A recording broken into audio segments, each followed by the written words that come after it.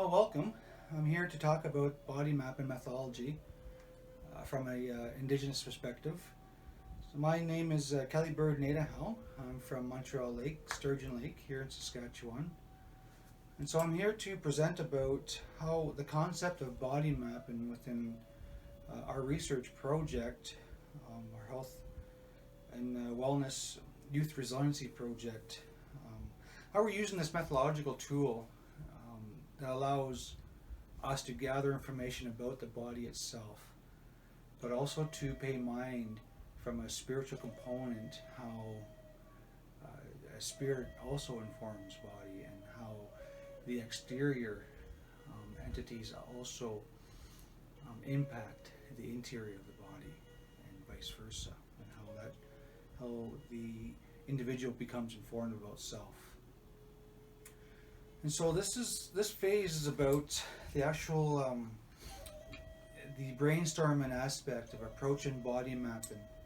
And so what I've asked the young adults that I walk alongside is to begin to think about the brainstorming phase of the body mapping. So I wasn't wanting to have them walk their interviewees straight to the actual life-size body mapping.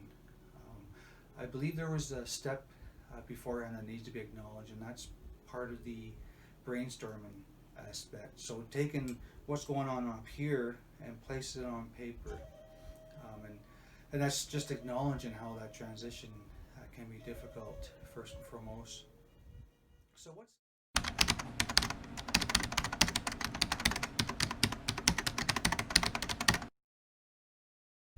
So what's needed to attempt this brainstorming aspect is, first off, you just need a scrap piece of paper, 8 by 11 sheet, blank paper. You're required to have a pencil, a pen, crayon, marker, or anything else that may help you express yourself. So you're asking your interviewees, or offering them, what do they need to help express themselves within this scrap piece of paper, within the brainstorming piece.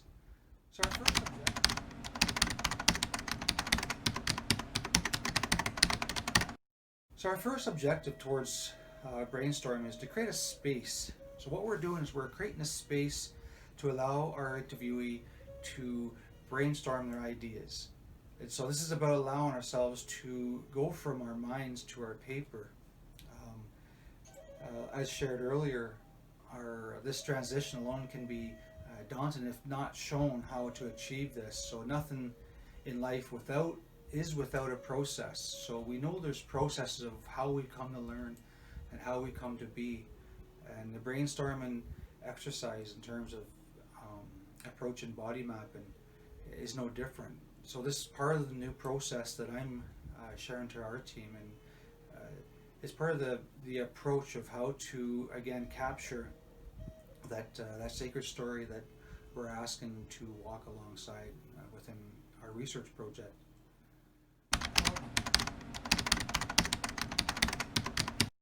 So I shall begin to build upon this process of body mapping. So let it be known that this is not the body map itself. It is again only the brainstorming phase. We'll get to the actual body mapping later.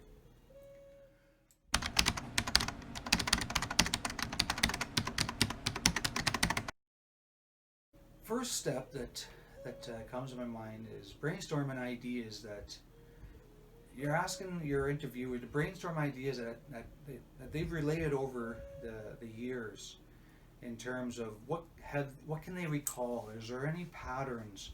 We're very much sentient beings. We recognize patterns. We are drawn to patterns, and so working with your mind, what patterns have been presented to them from the past, present.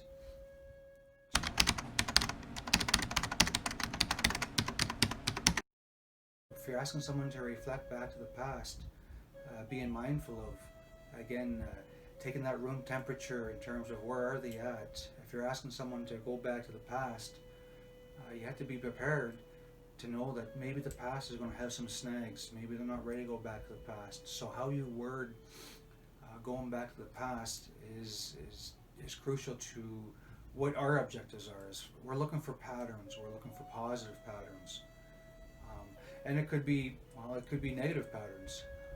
It's not to say something that is negative is not a tool to be used in terms of healing. And so, but I guess bottom line is just to be mindful of when you're asking someone to go back to the past, be prepared to help navigate, to help be there for them while asking such a question.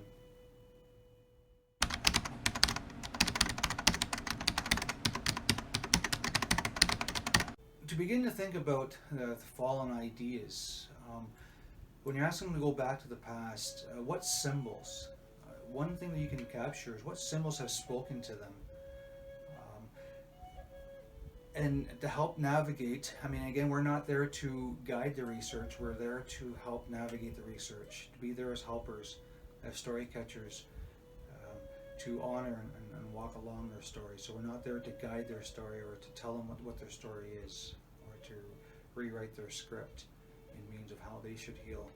Our idea, our objective, our walk in life is to help navigate, walk alongside that spirit. And so finding out what symbols that's come to them, what symbols that have been a common theme to them, such as circles, crosses, triangles, medicine wheels. Was there trees that had been a pattern? Was there flowers? Could be a sweat lodge shape. Half moon, it could be a teepee, a triangle. Longhouse, could be birds, animals, moons, stars, lights, light or darkness. Rainbow, it could be a rainbow shape or a symbol. It could be it can be water, could be very symbolic to them, that's shown to them as being a pattern in their lives. It could be fire, air, it could be Mother Earth. So we're asking them what patterns, what symbols do they hold close to their spirit? What symbols do they hold close to the heart? What symbols does their memory, their mental realm bring forth to them?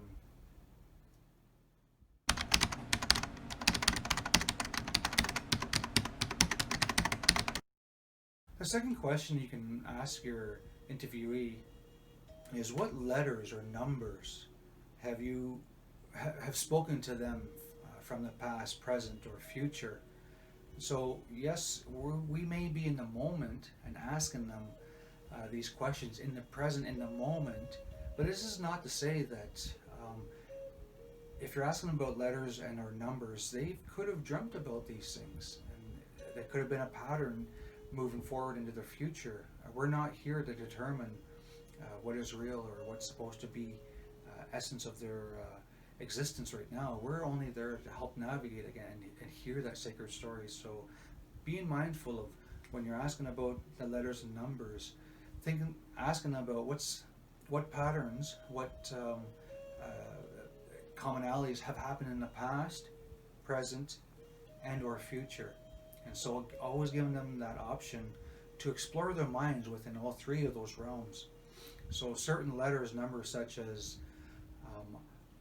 ourselves, our birth dates, our family, a number of our families. It could be our friends, number of friends, number of birthdays, certain birthdays of our friends. It could be letters that speak volumes to them in terms of their spouse's name, their girlfriend's name. Letters such as or words from their family may come to their mind.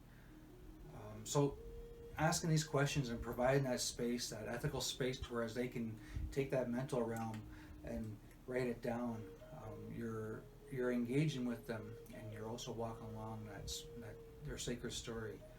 So again, the letters and numbers can play a significant role in terms of certain themes, and or certain people in their lives, certain words.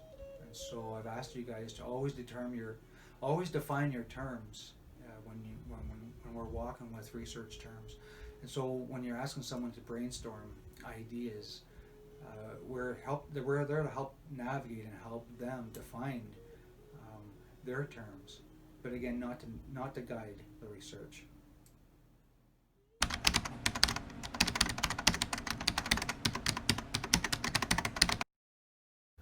Another question that we could approach them is what words, whether English, Cree, or their native tongue, it could be Ojibwe, it could be Mohawk, and Anishinaabe, what words have spoken to them that they are learning.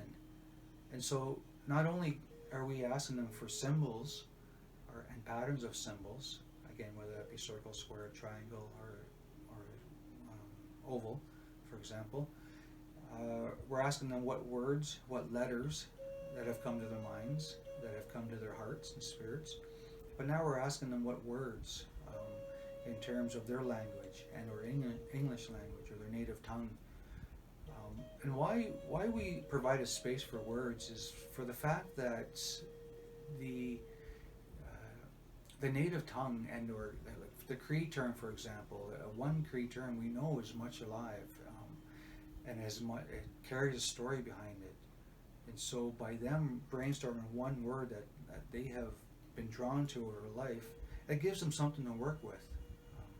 They may not have the answer to what that word truly means, but again, allowing that ethical space to happen to whereas they can take a Cree term, for example, place it on the piece of paper, and that right there, that transition from mind to paper, now they have something to work with. Now they can go further, look it up, and or ask questions, and go back to their elders, and go back to their parents or grandparents, and go and start building that critical mind and critical thought behind the word that have come to their hearts and spirits.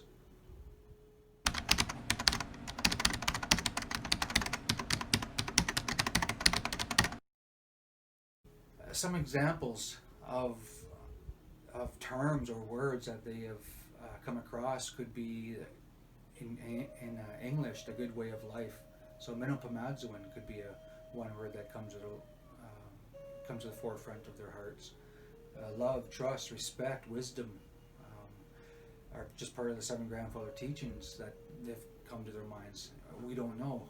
Again, we're providing a space to us, get them thinking of some of the teachings that they've come across, and that's us.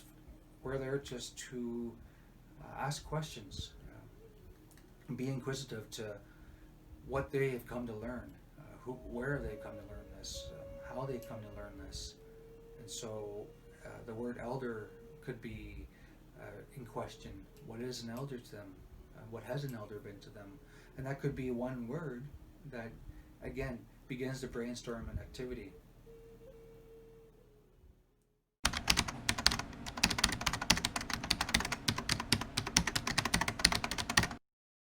Another example of how to get your interviewee thinking about how they can express themselves is through this word of sounds, through the sounds in their lives. How has sounds been a common pattern in their lives? And so where did they hear these sounds? Where did these sounds come from? Asking them to write the sounds down or draw them out, however they want to express themselves. Again, there's no limitations on how they do this. So horns of a car on a street, on a passing street, could be a sound that they're accustomed to. Birds in the morning, maybe there's been crows, and our brother the crow might have wakened them up 5 o'clock in the morning, so maybe they're accustomed to morning. Maybe they're a morning person, or maybe they choose not to be a morning person because of the crow. But the crow could be a symbolic word and or picture that brings them to a memory, to bring them to a teaching, to bring them to a subjective memory that they have an opportunity to further delve into, further discuss, and share. Dogs barking could be a favorite dog from in the past, a favorite companion. Why that could be important, for example, in Anishinaabe, in Algonquin, the word for dog is explained as Nide, my heart, and there's a story behind Nide. And so by them drawing a dog, that's something that we can share. We can share such a story. Maybe they haven't held a story, but as story catchers, it doesn't. Yes, we're there to not guide the research, but we can also be there to share what little knowledge that has come to our lives, and so that reciprocity from knowledge in terms of knowledge translation, it can very much be within that ethical space that we're trying to create as story catchers.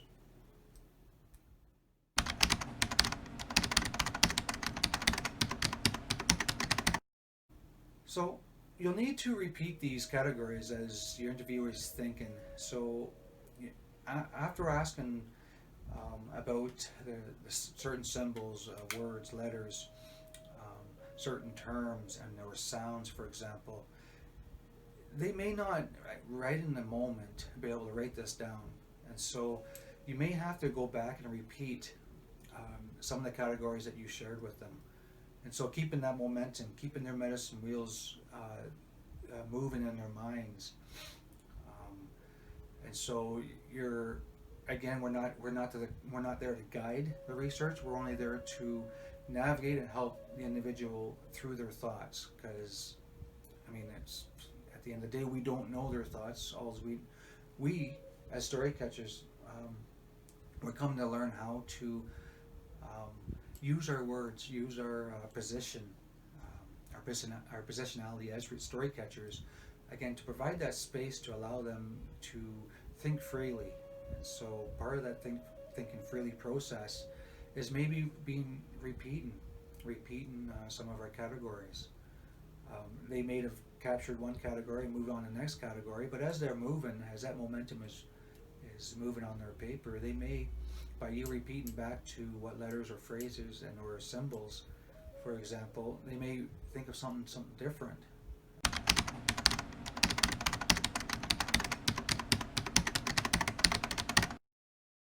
Our role as story catchers is a very humble role. It asks for patience. You're taking care of that. You have within your position as a story catcher, you're in the moment to take care of that spirit that you're walking with, and so that takes a lot of patience. That takes a lot of humility. That takes a lot of trust on their part and your part to be in that space. And this is how those are those three ways that ethical space is upheld and is constantly being presented. And so it's not after we smudge during that interview, after they have smudged, it's not guaranteed. Ethical space is guaranteed and it's in place. It's something that we can't be naive to. It's something that we always have to continue to strive to achieve and never take one's spirit for granted. And so being a story catcher this is why we can't turn around and guide someone's story. We can't guide the research, because we have teachings in place that teach us that our sacred story is ours. We have much homework to understand our own story before, whenever the old ones speak to the fact that healing is a lifelong journey. So if indeed that is the truth, we're never going to get to know ourselves. And so that's not a bad thing when it comes to humility. We're always going to be working with our own stories. So that automatically tells us that I can't go ahead and start guiding my neighbor's story, because I already have my own story, my own sacred story to constantly learn what it means to be human, what it means to be that sentient being. And so as part of our role as story catchers, again, we're there to help make the mental connections with them. And this is why this brainstorming phase before going into body mapping is crucial, because that helps build that ethical space, that helps build that relationality with your interviewee, and also positions yourself to a place where you start beginning to apply your teachings.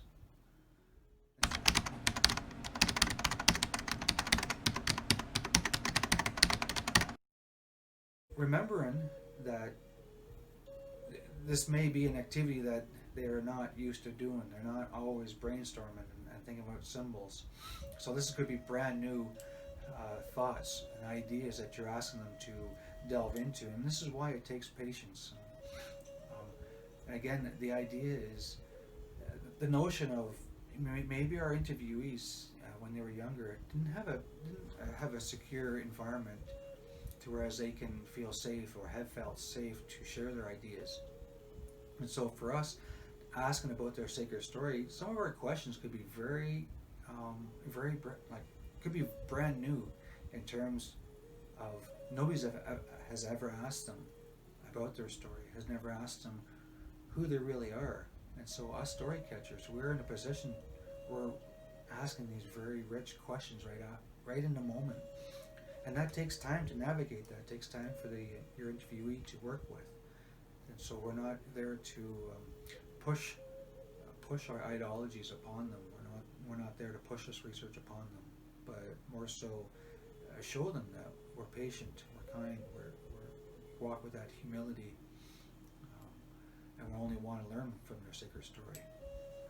So our job is to create that ethical space to where they want to share with us.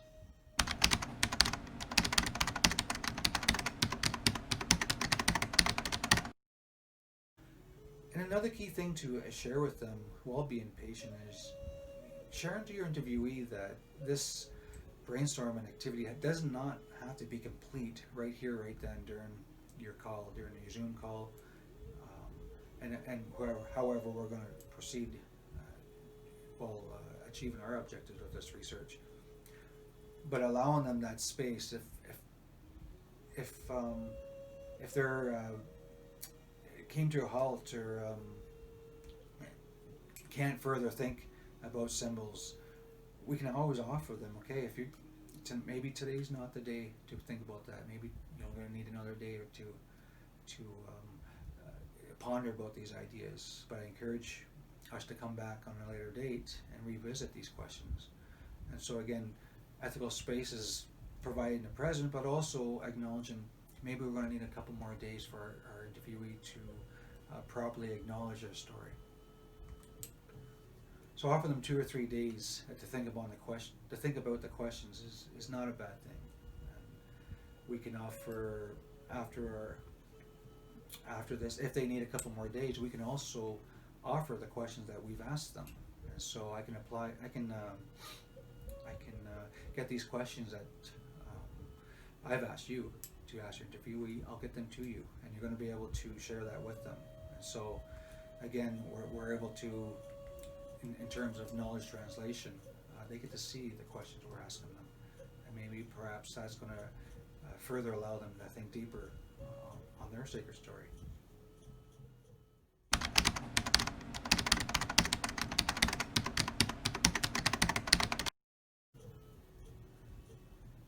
So reminding them that they will be transferring their brainstorming activity, their brainstorming ideas onto a bigger body map.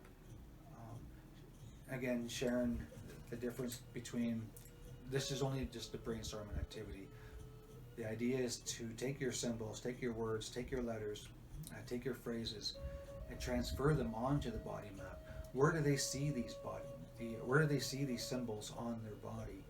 And so, if they had a piece of sweetgrass in their, if the sweetgrass was one of the symbols that they wrote down or drew up, now we're asking them, where did the teaching of sweetgrass come to them? Or tell me a little bit more about this symbol of sweetgrass, and where do you see that on your body?